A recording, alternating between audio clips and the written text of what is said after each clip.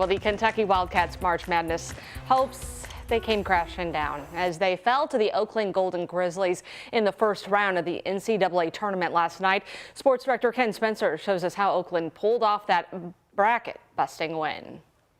John Calipari thought his team played anxious against Oakland, and then the Golden Grizzlies had a guard in Jack Golke who hit 10 triples against the Cats.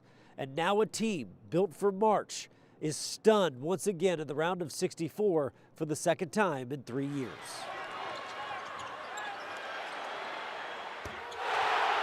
It was definitely a challenge. He got hot quick, and he knocked down a couple jump shots consecutively, and it kind of cost us because, you know, him getting hot that early, it was definitely a challenge to actually stop that because, you know, if you're a shooter and you know you're hot, and, you know, the fadeaways that he was doing is ridiculous, and he was just making them.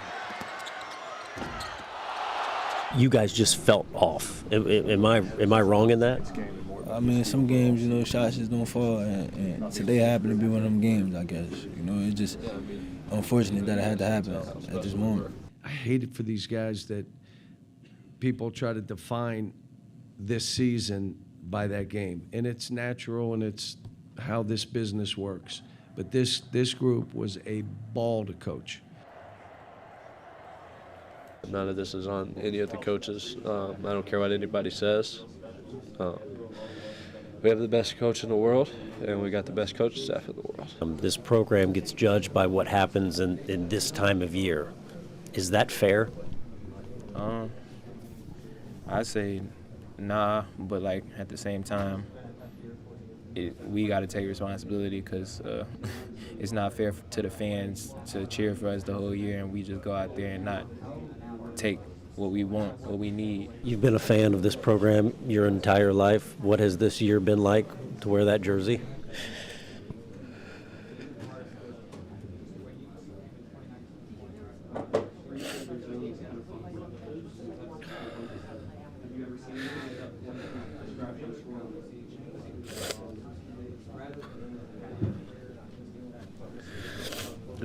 It's been everything to me.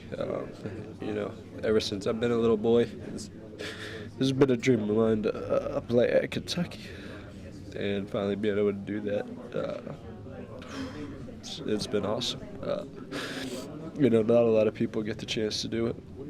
You know, I was fortunate enough to be able to play and come to Kentucky and have such a special team and a great group of guys on the team with me, and it's been unbelievable. And now that the season is over, we once again wait on the future of this roster and perhaps this program.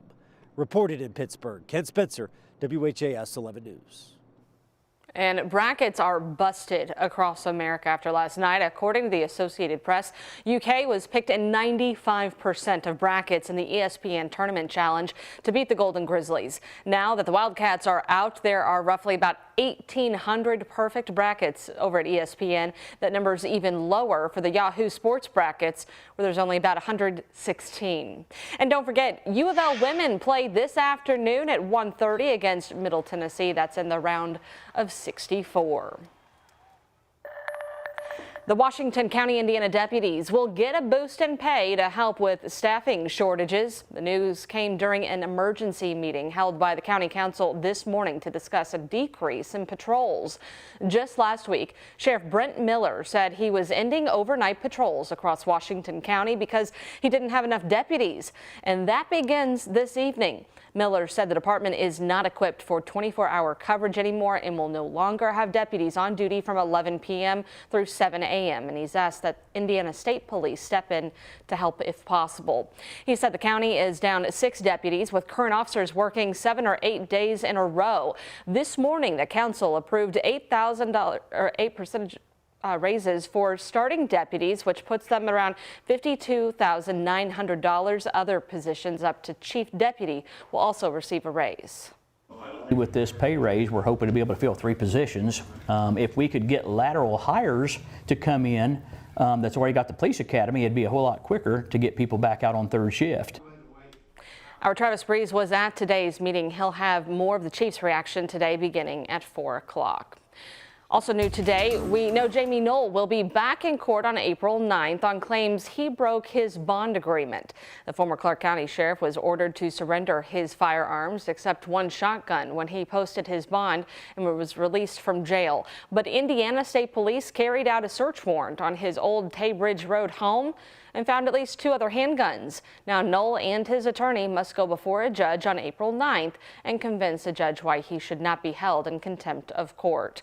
The latest documents show Null was spending fire department funds even after his arrest, revealing $38,000 in charges to the Utica Fire Department credit card as recently as February 8th. Documents also lay out monthly payments from the department's bank account to Null's Sam's Club credit card. Right now, investigators are trying to get access to the American Express bank account transactions to confirm if it was Null who made those charges.